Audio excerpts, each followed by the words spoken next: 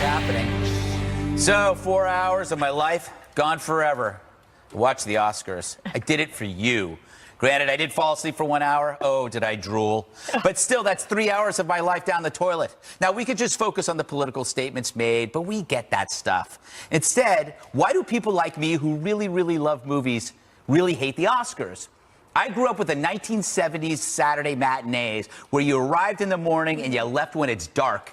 Planet of the Apes, The Neptune Factor, Willard, or disaster epics like Earthquake, Poseidon Adventure, Towering Inferno. Movies were the escape for a kid in suburbia when there wasn't much else but cement playgrounds littered with pull-tab beer cans. Remember those? Those were great. Cut myself a lot. But times have changed. Now we're being informed, not entertained. The Oscars now ignore the escape, bowing to pressures of groupthink as virtue signaling Trump's shared human experience.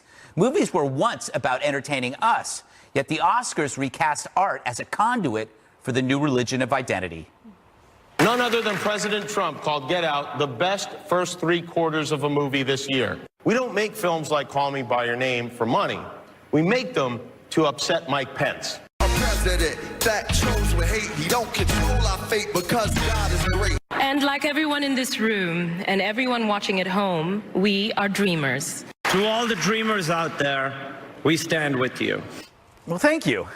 Why were the Oscars on TV to begin with? To see the stars. Now it's an off-site retreat for a troubled industry, something you might accidentally walk into at a hotel reception hall. And so the stars don't realize how bad they look when they try to talk to America by crashing a nearby theater. We brought you some goodies. You are live on the Oscars right now. In fact, you see that audience? There's Meryl Streep. Who would like a hot dog? Does anyone want a hot dog? All right, let's fire. Do not aim the hot dogs at the vegetarians. Oh, there you go.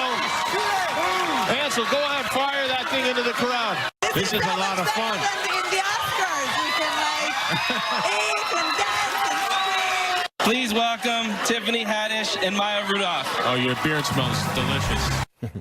Oh, we brought you some goodies, you peasants. They're so much better than you are. So as the Oscars try to explain why movies matter, you end up hating everything about movies. And that's not fair to the movies. In short, if you hate the Oscars, it's because you love movies. That's something Hollywood might address, but they won't. All right, Brian. Yes. I know you're a huge fan. You go to movies all the time instead of actually working. And if they're closed, I go to Blockbuster. And I love the way Blockbuster used to say, "Here's your tape. Now there's the door." Yes. And they used to put it right at the end. It really bothered me. Did you find what's your take on the Oscars? It seemed kind of tame this year, maybe. The part that you didn't like, I liked. I liked when he walked across the street into the theater. You like that? I thought that was kind of cool because he's trying to bring the curtain down and relax these people who are extremely uptight around security guards and don't know what it's like to be normal. I have to say that it was completely choreographed, and it was, hey, look how great we are, magnanimous. Is that a good word? Magnanimous. But you would almost. That we were going over there and saying hello. Magnanimously, like going in there. And, yeah. Or I had 3 magnums before I came here. I can Kimberly, thoughts? Yes, I'll do a better job. So here's what happened. They have this big, spectacular thing, and yes, they want to make it relatable and approachable, but that's like a very signature Jimmy Kimmel move from his show where he goes into a place. So that was a little bit familiar to me with his personality. That's why he feels comfortable with it. So they were trying to make it more about the people, and I think it's about the recent movements, the Me Too movements, that we're going to connect with everybody, the commonality, the thread that puts us together. I don't know. It seemed a little bit kind of gimmicky for me, but, that's okay. I'm used to it from Kimmel, so I thought that was fine. But other than that... Who took it from Letterman? Yeah, who originally, so he stole it from Letterman. So who stole it from Steve Allen? Is it really true from Steve Allen? I didn't go that far back. Anything else with 23andMe? Or well, I like Late Night Show. I know I can't go back in time, but I remember David Letterman used to go across the street to Zima Broadcasting and look up old Steve Allen things and Jack Parr things to make some stuff clear. Well, that was before my time, but thank you so much. It's so good to have a historian on the show. Thank you very much. Juan, I have a theory, and I want you to agree with it. Is it down there, or are you making it up? I have it right here. I think I don't think the Oscars were as political as they could have been because of the sex harassment scandals that tempered the anti-Trump fervor. Like they could have gone after Trump a lot more, but they had this. They can't because it's the pot calling the kettle black. And don't mean to be racist. It's not. Okay, just checking. Just checking. You have an anxiety over that issue. No, but I gotta say, I agree with Brian. I thought it was kind of fun, and it's a little bit like, I think it was Letterman used to go next door to the deli. All the time. Right. He made the whole neighborhood celebrities. And I just think if you're watching a movie and all of a sudden there's a movie star, that's pretty cool. What's your overall, but the sense of the I can tell nobody watched this. I did. I watched about it. No, you're right about that. watched I it. didn't watch it. I did. But here's the. Can I just chime in for a second? The main event was after 11 o'clock. Yeah. So you have the best picture at 11:20. I'm not allowed to stay up that late. It's a That school was night. late. You're Right. Yeah, you really aren't allowed to stay up that late. did. Good All right. job. Yeah, forget but I it. must say, they got it right. I thought the movies, if we can talk about that for a second. No, we're not. Oh, okay. No, go for it. I'm kidding. Go. Well, I thought Shape of Water. I saw all You the like movies. that perverted movie? I loved it. And you know what was interesting? A woman I saw has 3 billboards. relations with a sea monster. You have no fantasy? You've never had a thought of fantasy? gosh. I mean, You the got me, director- Juan. Yes, I do. Okay, so but I have sea monster posters all over Is my that room. right? I think they're now making, personal devices that look like the sea monster. But I think the idea that you had not only a great movie and that I think is going to stand the test of time. Often the Oscars don't pick the best movie. Yes, it's but true. The second movie also 3 billboards. Again, that should have been honored, and Gary Oldman should have been honored for Darkest Hour. I didn't like that But movie. I loved I it. loved Not that. good. What? I want to see the war. Can I see the war? I don't want to see one guy for 3 hours walk But around Brian- overweight, drinking with a big cigar. No, but Brian, he We've stood had up. enough of that. He stood up to the people who didn't want to go fight, who wanted to appease Hitler. That was pretty strong. But finish the job. All I saw is a guy just sitting there, not popular, drinking too much during the day, on a T-shirt with a king. Brian, you got to write this book. It's like, There's a lot I think more your to next it. history book is on Winston Churchill, why he wasn't so great. No, Winston Churchill was great. The movie wasn't. Okay. I thought the love the movie was guy. fun. You didn't like All right, it? let's get No, but Dana in here. let me finish your point. Okay, sure. That your point is right. That given what they had to deal with in terms of the hashtag Me Too movement, That was my first point. the fact that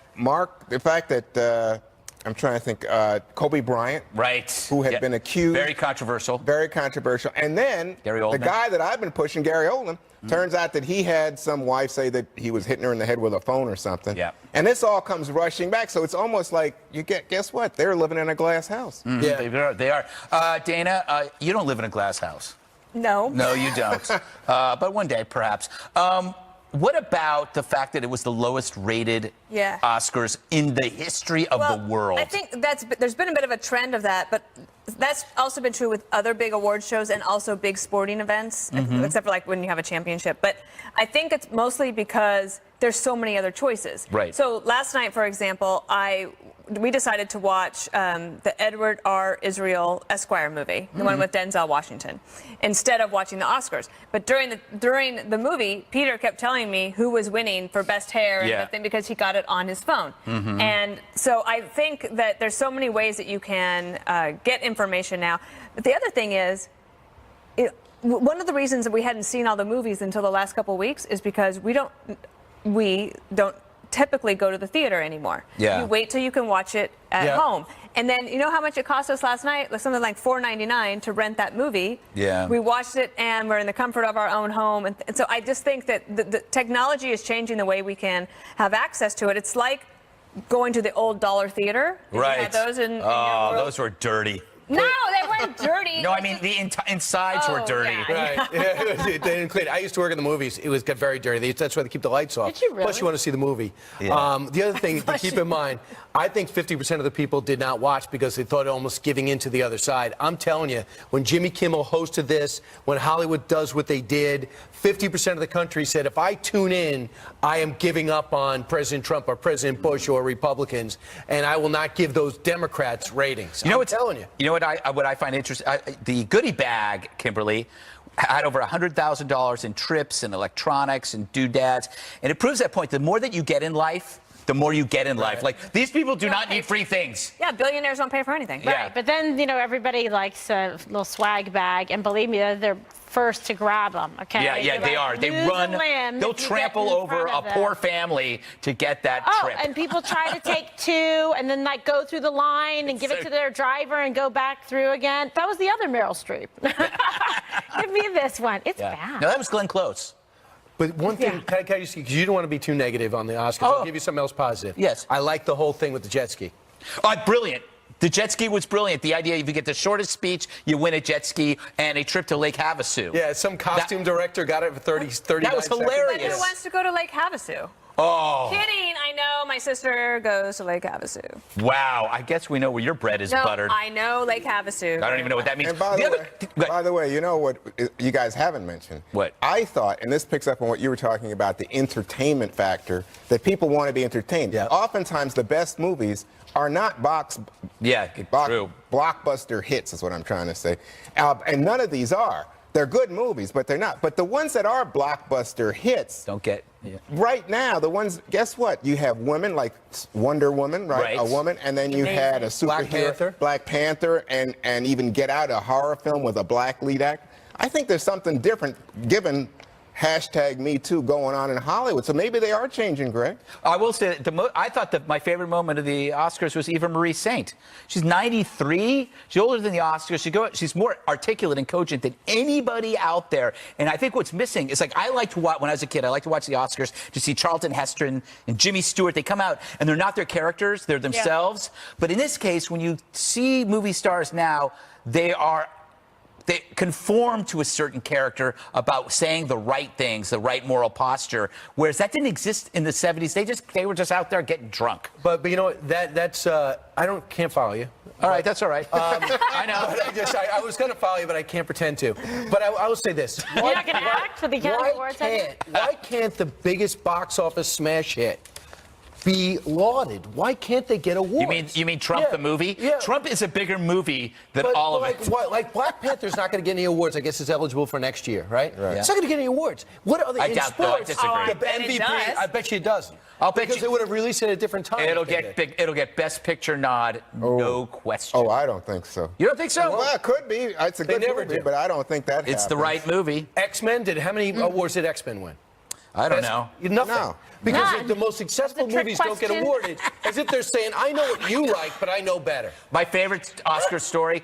We have the picture of Emma Watson, a lovely actress. I hope that this is actually a temporary tattoo. It probably is, but it says "Time's Up" and salute to the event, the movement. But there's no apostrophe, and I think she should sue. Well, you could go back for Oh, to it's get easy that to put fixed. that in. Really? Got Yeah. it. I guess. I wonder if it's. But I think it's a temporary tattoo. Henna?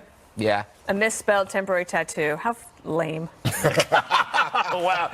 A damning That's assessment just- by yeah. Dana Perino. So She's an expert on temporary henna tattoos, by the way. You know, if you're going to get a tattoo, make it temporary. Yeah. I mean, really. What about the people disinvited? Casey Affleck can't go. James know. Franco can't go. Very good Do you actor. not have times when you have to rap on Fox and Friends? Yeah. Not No at one's talking all. Usually people are screaming at me They right now. don't, and I don't get that. they don't pay attention, and they figure we got so many We got to go, hours Sheriff left. Clark. All right. Gorka's up next. Gorka's up next. No.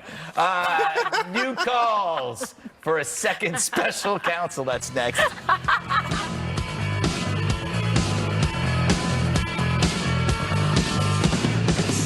Your stars need to be wished on. Your skin needs to be kissed on. My eyes better fixed on. The DOJ has come under some scrutiny for how it obtained a FISA court warrant on a former member of the Trump campaign. Support is now growing among Republicans in Congress for a second special counsel. I expect the Inspector General to issue a fact-centric, fair report. I don't think the Inspector General himself can answer all of our questions. Some of these witnesses have already left the department, which means the Inspector General does not have jurisdiction. And there are other agencies like the State Department where Michael Horowitz at DOJ has no jurisdiction whatsoever. So I think we're trending perhaps towards another special counsel because of this unique fact pattern and the fact that there are witnesses outside the reach of the Inspector General. So, Kimberly, this is a shift. For a long time, Republicans have been saying they believe that Michael Horowitz, that the Inspector General, could handle all of this. And there are mechanisms by which the Inspector General, if he needed to, get a previous DOJ employee to talk to him that if they're not willing to, that he could use a U.S. attorney to go. But I think what the Republicans are trying to do here is to try to stop the partisanship of this investigation and try to see if they should go to a second special counsel. The question for you is, should they be careful what they wish for on that? Well, certainly, right? I mean, it's kind of a double-edged sword. When you think about it, you say, okay, well, intrinsically, it sounds like a good idea, and you are seeing more of a measure of support from Republicans to do that. And you saw a lot of that across the airwaves today. Former Tea Party guy, Jordan, saying it as well, that perhaps it would be warranted, and this is an important situation. But yes, it is a shift in the Republican paradigm to even say, let's go to a special counsel on it. But when you think about the amount of work and things that they have to do to get through it and try to do something expeditiously in the interest of efficiency as well and getting away from partisan politics, it sounds like a good idea, but it could also lead down to a whole other road and take forever and give more time to go through things. One of the criticisms of Mueller is, okay, how about focusing on what you originally were looking at in, the original charges, the original focus and scope of the investigation, but then it tends to always broaden out. Tentacles. Right. And then, Juan, I guess another problem could be that it depends on who you get as a special counsel, because then if it's not if that person is not to President Trump's liking or to the Democrats' liking, then maybe there still won't be any trust at the end of this. Plus, there's two things. As I understand it, this would be for supposed or possible FISA abuse. But I think that a lot of people in the Trump world think that this would be for everything, including Hillary Clinton's emails. Well, exactly. And in fact, a lot of this really stems from one so-called Republican, Donald Trump, because he's the one that's been going after the Inspector General, Michael Horowitz, and saying, hey, that's an Obama guy. Why aren't you, Mr. Magoo, speaking to his Attorney General in the most disrespectful way possible? Why aren't you getting Justice Department lawyers to work on this case instead of the Inspector General? And now and then he says, go after Hillary Clinton, but that's not what this is about. It's supposed to be about questions regarding FISA.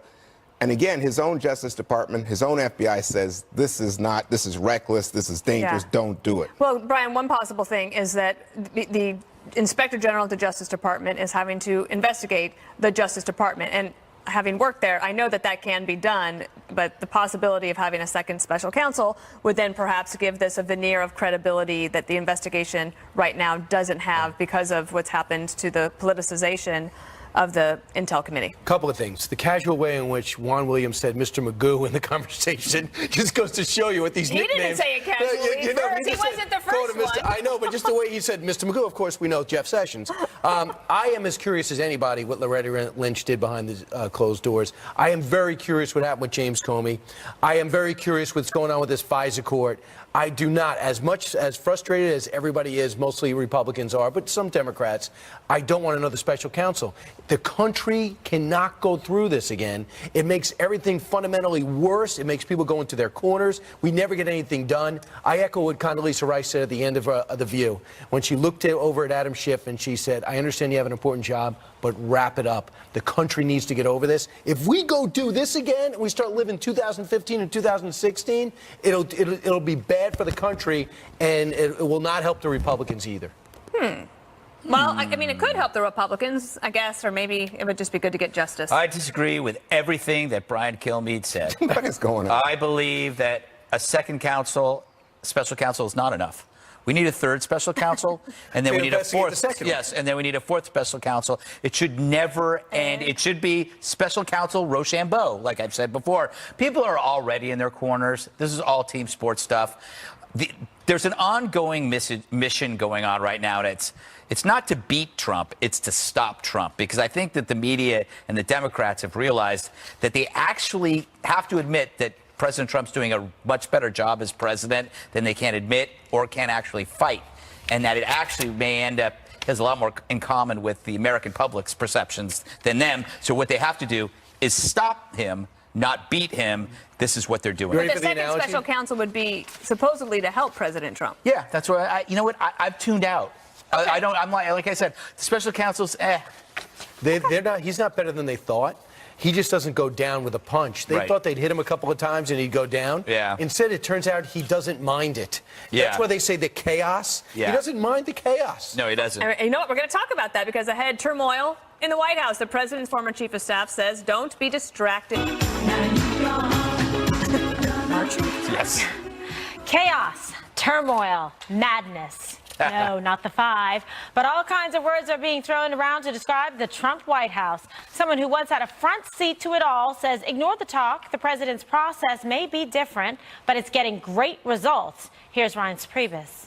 You can't look at the distractions. I think what the staff has to do is focus in on the results. And so I think what the president does, and he writes about it even in his own books, is he puts rivals around him intellectually. You have people like Wilbur Ross, who's going to be on your show, and Gary Cohn. And he puts those two guys in front of him and says, okay, fight out tariffs in front of me. And they fight it out. The media covers the fight, but ultimately the decision is made. Look at the economy. Look at ISIS. Look at the courts. The decisions and the things that President Trump has done have put him on a great course. That process, while different, has gotten to good results. And that's what I think people need to do. Okay, so it's very curious to see Ryan Priebus out kind of doing these talking points on the Sunday show. So he's trying to direct the attention away from chaos, away from General Kelly or staff changes, Cohen, McMaster, is there turmoil there, to say, okay, well, the process, and make it about the president, Dana. Well, yeah, so Ryan's hadn't really done a lot of press from about so why is he doing August it now? till recently. I assume that maybe he got the time off that he needed and that the White House is looking for allies and support, and asked him if he would consider going out there and talking about things from his perspective, because he was there. He has credibility from that point. I would say that from the chaos standpoint, it's never as bad as it looks from the outside, because 98% of people who work in a White House have very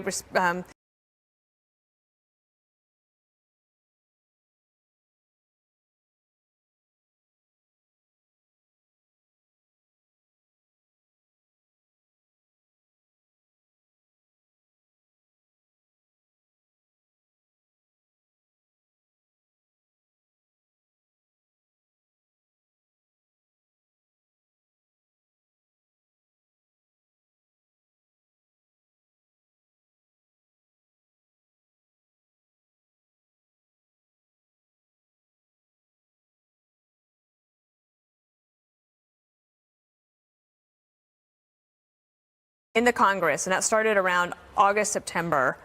It's when a lot of these things started really coming together for getting a lot of accomplishments done. Things turned the corner, so that now when you have a week where it looks like there's chaos, at least they can point back and say, well, there might be chaos, but at least you should like the results. Don't you like the economy? And so Reince has something to go out and talk about. Yeah, so it is. It's just curious to see him kind of back out again, but it's highlighting the point that maybe things weren't going so well when he was there. Is it going better when Kelly's here? It's kind of, it seems like he's helping to try to push some of the press away from General Kelly, Chaos, Cohen, McMaster, all of that, which I think is very specific. That this isn't happening, by accident. But as to the morale piece too, is good advice for the internal staff not to get distracted. But if morale is super low, you do run the risk of losing good people.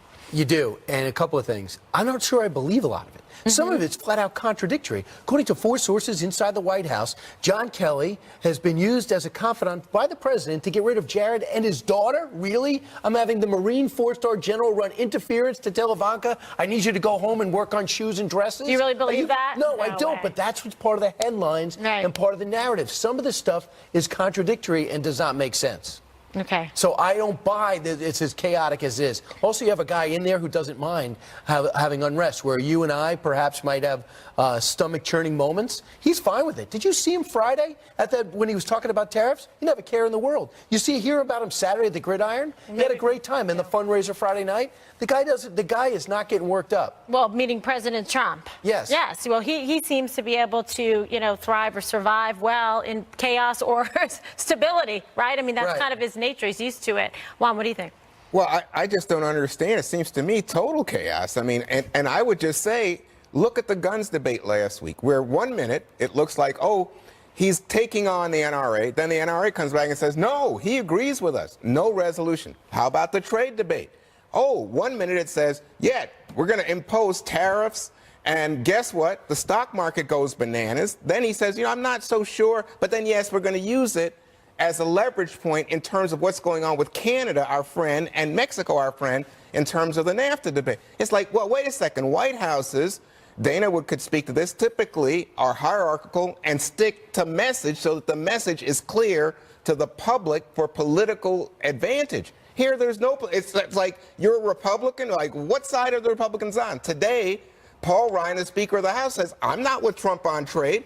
How is that helpful? What is the strategy? What's the strategy behind attacking your own Attorney General as Mr. Magoo, Brian? Okay, well, who should be managing that, Greg? I'm busy. Captain Chaos? Look, number one, we know why there's chaos. It's because we can see it. And I've said this before. This is the most transparent entity since Brian Stelter's hair. You can see everything going on inside of the White House, so that makes it look like there's more chaos. What I find interesting is how the media views Donald Trump as this incredibly divisive character when he has the most amorphous politics you could ever imagine. He is all over the place on immigration, guns, and trade. Guns, as you point out, trade, as you point out, and even with immigration, he's going to let 1.7 million people in. It's because he's a populist and a non-ideologue, which confuses people like us who play team sport politics, who believe that there's a right and a left and set ideologies. He has more in common, and this may be bad, but it may be good. But he may have more in common with the average apolitical citizen who, when they hear an idea, they like that idea, but they also like that idea, and both ideas might contradict each other. But he listens to both of them. To him and to the average apolitical citizen, politics is a buffet. And you walk into that buffet and you can like this over here and you can like this over here. You don't see them as two separate teams. You say, like, I want the guns out of the hands of the crazy people. I want my guns. So Trump goes, you're both right. Because that is populism. So it's what's popular, and it changes because. But it strikes me as like almost an autocrat. Yep, gotta go. No, like this, an autocrat. Ahead, President Trump breaking bread with the press this weekend, and he actually had a great time. Like Brian said, gridiron dinner. President Trump put his feud with the media on ice this weekend, and guess what? He said he's never had so much fun. Can you believe it? Mr. Trump was actually deprecating. There we go. At the annual gridiron dinner in a room full of journalists. Too bad it wasn't televised, but we've got you some quotes. He joked about the turnover at the White House, the impeachment calls, and more. He began with a clever apology for being a little late because his son-in-law, Jared, and here I'm just about quoting, could not get through security. Jared was there along with the first daughter, Ivanka. He also poked fun at his embattled Attorney General, Jeff Sessions, saying, quote, here with us tonight, I offered him a ride over, and he recused himself. The president even surprisingly had nice words for the press, and this is an accurate quote, folks. Quote, I do have a lot of respect for a lot of people in this room. I want to thank the press for all you do to support and sustain our democracy. I mean that. So, Dana, he hasn't accepted the White House Correspondents' Dinner. This is the first time that he's done business with the press on a social level. I heard he's going. He's doing it. Oh, I hadn't heard it. I have no idea. I haven't been since 2008, and I don't plan to go again to the White House Correspondents' Dinner, but I love the gridiron dinner. I think it's the best one, and one of the reasons it's the best is because it is not on camera. It is not televised. It has been going on for 160 years or something like that. It's a long-held club. It's one of the best nights in D.C. I love the satire of it, and I think that we all benefit from a night where the press and the president can hobnob behind the scenes, say whatever they want. Their motto is, the gridiron singes, but it never burns. And I'm a big fan of that night, but I don't care if he goes to the Correspondents' Dinner. Sorry, guys, I just don't, but I'm sorry. Kimberly? I like it. I like the gridiron. I thought this was good. It showed the president's in good humor. I think it was a nice juxtaposition to a lot of the press out there, chaos and this and that, what's going on, here domestically, also, internationally. So to see him in kind of good humor, making that kind of like inroads with the media, I thought that was good. Yes. It just shows his flexibility and his versatility, and he's very good at these events. And I don't know, I'm hearing that he's going to do the White House Correspondents' Dinner. I mean, I'd like to go. Oh, well, I'm sure that you'll be invited. Brian likes to go. Brian likes to go? It's going to be These great. two And bail the out on it. And the correspondence dinner is great because it's televised, and it'll give an opportunity for the whole country to see him with a sense of humor. Yeah. He should be the most natural in these situations because remember, he gave up an hour to Comedy Central to roast him for charity, and they are so brutal you have to really hunt to get the humor. Believe me, it wasn't just hair jokes. But here's the thing with Donald Trump. He actually proves that he'd have the easiest time doing it because none of his fights are personal. That's why he could be friends with Rand Paul and Little Marco and Lindsey Graham, because it's not personal. When he goes at the press, he's upset at what they're doing, but he understands it's sparring. So when his last line is, "I respect what you do," it's ironic because that's actually the first nice thing he said about him, which figured into a comedy monologue. I'm fascinated by where this whole relationship is heading because they know it's great for them, for Donald Trump to be in the Oval Office because they got 9 storylines a day. So, Greg, but it's the swamp, isn't it, when you're with like 65 high-profile, prominent journalists in a closed setting in tuxedos? I thought he was the non-swamp guy. Well, you know, you got to show up at some of these things, right? I mean, that's what people do. The comment that we're not talking about that got him into so much trouble among the Chicken Littles over at CNN and MSNBC was when he said he liked how the Chinese president was cementing his power, correct? Yeah. That was the big story. So I always figure you can gauge on how far somebody has evolved on assessing Trump's words. If you're still experiencing rage over these sentences, you're basically like in first grade. Like the rest of America is now in 8th grade or a freshman in high school. When he says something like that, we get it. Yeah. We know it's fun. But if you are still like, oh my God, he wants to be a dictator. If he wanted to be a dictator, he would have said that. He would have just like waited and bided his time, like I plan on doing. But he did say that Oprah is waiting to hear from the Almighty. That was a hilarious And joke. then he said, "Go ahead." Very good joke. I thought that was good. You like that I one? did like Yeah. that. I thought it was very funny. Is your smartphone hurting your relationship with your own family? Do you need to go on a device diet? There's a new word to describe that, by the way. Help is on the way to break our addiction. Next with Brian.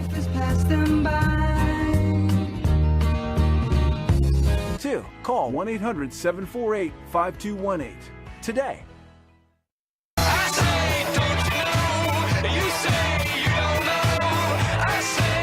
All right, a week without a smartphone. Could you actually do it? It sounds unfathomable to a rabid consumer of information like, for example, me. Not to mention, I'm a dad who texts with my kids constantly to keep tabs on them and let them know I'm there for you because I'm an oracle of wisdom.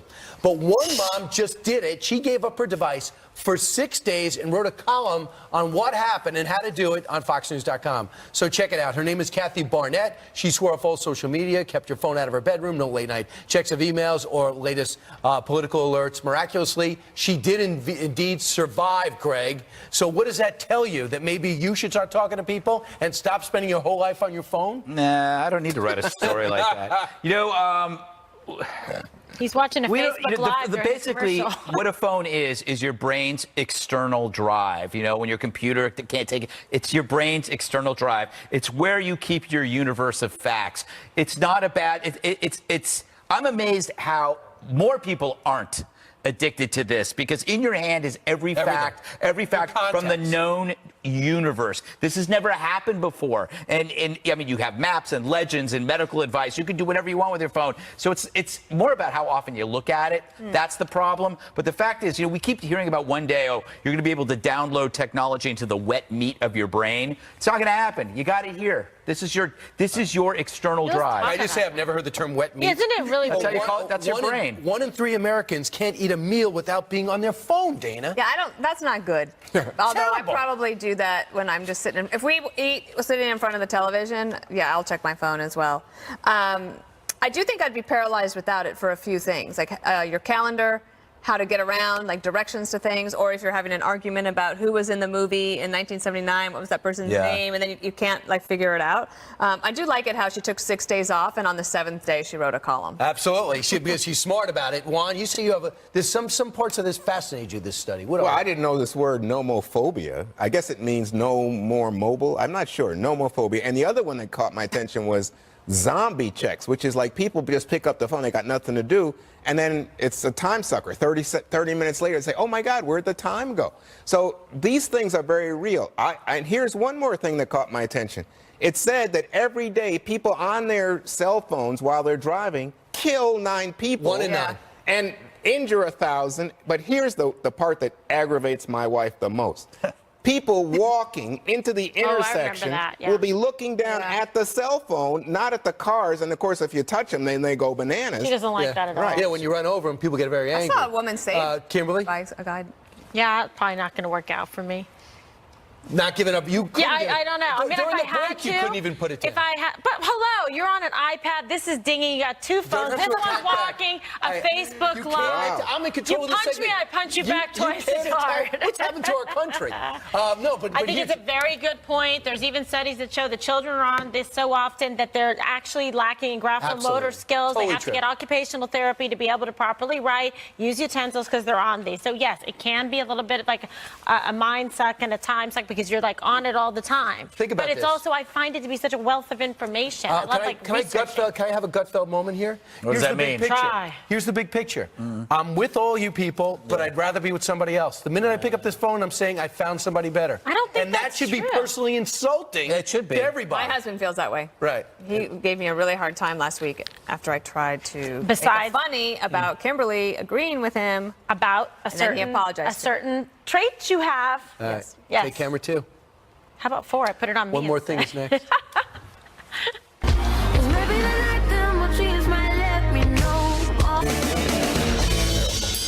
Time for one more thing. Oh, look over there. That's interesting. I've decided to have a sex change in the break. All right, 1. Leave him out I'm of still it. here, Greg. Yeah. Anyway, it's basketball hilarious. championship season. March Madness just a few weeks away. But Julian McGarvey of Ardsley High School in upstate New York, my goodness, he's already in basketball heaven. This weekend, the high schooler called a moment that happened to him the greatest moment of my life. Take a look at what he's talking about.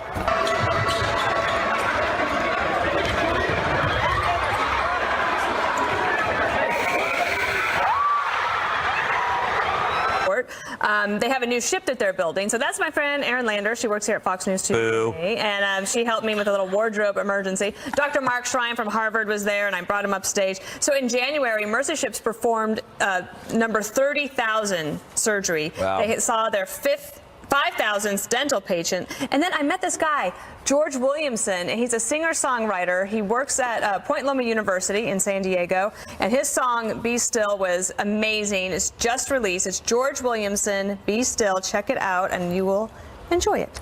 Excellent. Well, I will just do a single plug. I have a story at foxnews.com/opinion. It's called Rehab for Trump Haters in 3 Easy Steps. It's number 1 right now on the opinion page. I dare you to look at it and not weep. That was your best Nigel Farage Yes, I've ever heard. exactly. I can do a good Nigel Farage. KG. All right. Don't be cagey. Okay, maybe. Yeah. All right, so let's talk about Rita Moreno. Did you see this, Dana? She's a commencement speaker. Oh, my God. She's fabulous. So she was stunning, absolutely. Take a look. In her 1962 Oscar gown, she wore it here Oh, wow. in 2018. Can you imagine that? And she's a legendary actress and dancer, and some styles truly are timeless, and that's what I love about it. It's a beautiful dress, and so I think it's pretty cool. I like to go back and wear some of my old school uniforms. She was my of that commencement nature. speaker. We heard. When she won Best